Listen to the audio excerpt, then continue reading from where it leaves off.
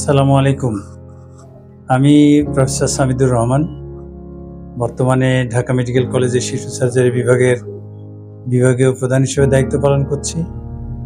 আর এই উত্তর বাড্ডায় অবস্থিত এএমজেড হসপিটালে আমার একটা স্পেশালাইজ সেন্টার আছে।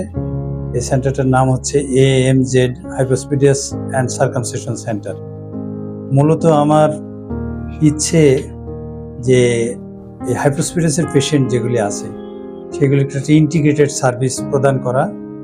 তো সেই লক্ষ্যে আমি 2009 থেকে হাইপোস্পিডিয়াসের কাজ শুরু করি। প্রাতিষ্ঠানিকভাবে 2017 সালের পর থেকে এই এএমজেড হসপিটালে একটা হাইপোস্পিডিয়াস আউটডোর এবং ইনডোর সেট আপ আমি করেছি।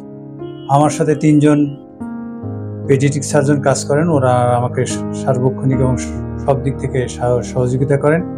আমার এই সেন্টারে হাইপোস্পিডিয়াস সকল ধরনের হাইপোস্পিডিয়াস, যেটাকে প্রাইমারি বলি, দ্যাট মিনস কোনো সময় অপারেশন হয় না এরকম কেস, ফেইল্ড কেস যেগুলি অপারেশন করেছিল কিন্তু অপারেশন সার্থক হয় নাই বা সফলতা আসে নাই বা কমপ্লিকেশন এসে সেগুলি আমরা করি।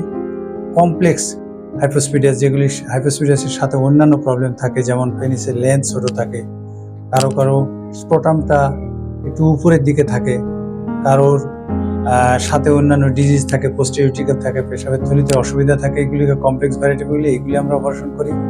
তারপরে ইউসি ফিস্টুলা বলি আমরা, যেটাকে অপারেশনের পরে যে কমন একটা ফুটা হয়ে যায় বা লিক হয়, সেটাকে আমরা ঠিক করি। এছাড়াও একদম ক্রিপলড হাইপোস্পিডিয়াস, যেগুলিতে 2-3 বার 5 বার 6 বার অপারেশন হয়েছে, হয়তো অ্যাপারেন্টলি মনে হয় তেমন কিছু করার নাই, সেগুলিকেও আমরা এখানে অপারেশন করি। আমরা আসলে মূলত এই বছরে আগের বছরে প্রায় 200 অপারেশন করেছিলাম।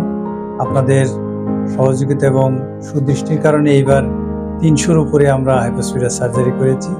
আসলে আমাদের দেশ তো জনবহুল দেশ, এখানে কিন্তু প্রচুর পেশেন্ট, এবং আপনারা শুনে অবাক হয়ে যাবেন এই হাইপোস্পিডিয়াস রোগটি 300 মেল বাচ্চা, মানে ছেলে বাচ্চা হলে প্রায় একজনের এই রোগটা থাকে। তার মানে এই 18 কোটি মানুষের দেশে কত লক্ষ লক্ষ হাইপোস্পিডিয়াস অপারেশনের রোগী রয়েছে সেটা আপনারা সহজেই চিন্তা করছেন।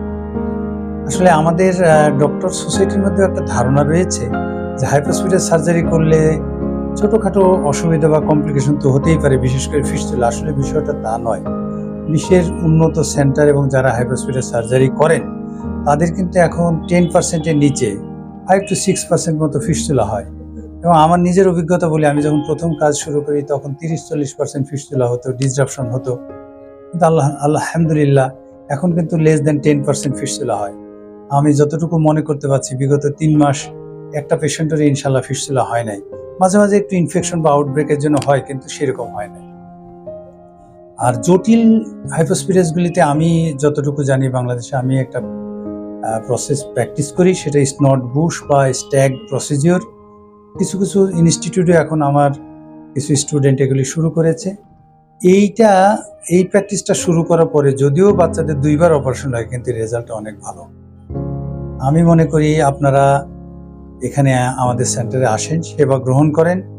অর্থনৈতিক বিষয়টা চিন্তা করার দরকার নেই। আমার এখানে 5টি প্যাকেজ রয়েছে, একদম প্রিমিয়াম প্যাকেজ। যারা একটু সলভেন্ট পেশেন্ট তাদেরকে ভিআইপি কেবিনে আমরা সার্ভিস দিয়ে থাকি। এরপরে বড় ধরনের কেবিন আছে, মাঝারি কেবিন আছে, ছোট কেবিন আছে, জেনারেল বেড আছে, এবং ইভেন জাকাত সাপ্লিমেন্টারি একটা প্যাকেজ রয়েছে।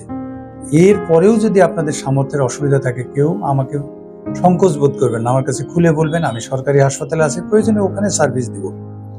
আল্লাহ সুবহানাহু ওয়া তাআলা তো আমাকে অনেক দিয়েছেন। আমি মনে করি এই কর্মদক্ষতাটা বা আমার যে স্কিলটা ডেভেলপ করেছি, এর মাধ্যমে কিছু রোগী যদি সহযোগিতা পায়, আমার কিছু ছাত্র বা কিছু উদীয়মান পেডিয়াট্রিক সার্জন যদি ট্রেইনড আপ হয়ে তারা ভালো কাজ করে, এটাই আমার সার্থকতা। আপনারা আসবেন, নিঃসংকোচে আপনাদের সমস্যার কথা বলবেন। আমরা আমাদের মেধা, মননশীলতা, আন্তরিকতা দিয়ে আমরা চেষ্টা করব আপনাদের স্যাটিসফ্যাকশন আনার জন্য। পাশাপাশি আপনাদের একটা ইনফরমেশন দিই। আমি আসলে বিশ্বের বিভিন্ন সেন্টারের ভিডিওগুলি খুব নিখুঁতভাবে পর্যবেক্ষণ করে দেখি। আমার পাশের দেশে অনেকগুলি সেন্টার রয়েছে হাইপোস্পিডিয়াসের জন্য, কিন্তু কসমেসিস বা দেখতে সুন্দর হওয়া বা আমরা যে মুসলিম হিসাবে আমাদের কাছে যে খতনা বা সার্কামসিশনের একটা গুরুত্ব আছে, পাশের দেশ ইন্ডিয়াতে এই গুরুত্বটা নাই। এই জন্য আমরা দেখছি ওরা অপারেশন যাই করুক, চামড়ার ডিস্ট্রিবিউশনটা কেমন যেন একটু দেখতে সুন্দর লাগে না, বা নর্মাল সার্কামসিশন করা বা খতনা করার বাচ্চার মতো দেখতে মনে হয় না। আমরা কিন্তু এইটাকে আমরা বলি ফ্যালোপ্লাস্টি, এটার দিকে যথেষ্ট গুরুত্ব দেবো। আমাদের বেশিরভাগ অপারেশন সময় আপনারা ছবিতেও খেয়াল করে দেবেন, বেশিরভাগ অপারেশন করলে মনে হবে যেন একটা মুসলমানি করেছে। তা আশা করি আপনারা সংকোচ বোধ করবেন না। আর একটি কথা আপনাদেরকে বলে রেখে, এটি একটু ক্রিটিক্যাল কাজ, একটু সময় লাগে, স্কিল্ড অ্যাসিস্ট্যান্ট লাগে, কিছু যন্ত্রপাতি লাগে, দামি কিছু ওষুধপত্র, সেলাই সুতা লাগে, এই জন্য অ্যাপারেন্টলি কস্টলি মনে হয়। কিন্তু আমি আপনাদেরকে অনেস্টলি একটা কথা বলতে পারি, আমার লেভেলের অন্যান্য কলিগরা তাদের যে চার্জ রাখে, আমি 3 দিনের প্যাকেজ এবং আমার চার্জ, হসপিটালের চার্জ সহ তার থেকেও কম অর্থনৈতিক বিষয়টাকে বিবেচনায় রেখে আমি অপারেশন করে দিই। আপনারা আসবেন, একটা সময় নিয়ে অ্যাপয়েন্টমেন্ট নিয়ে আসবেন, কারণ এখন আমি অ্যাপয়েন্টমেন্ট ছাড়া কাজ করতে পারি না। কোনো সময় 15 দিন 20 দিনেও অপারেশনের জন্য একটা লম্বা কিউ থাকে। বয়স হচ্ছে বেশি, ওভারলোড আমি নিতে চাই না।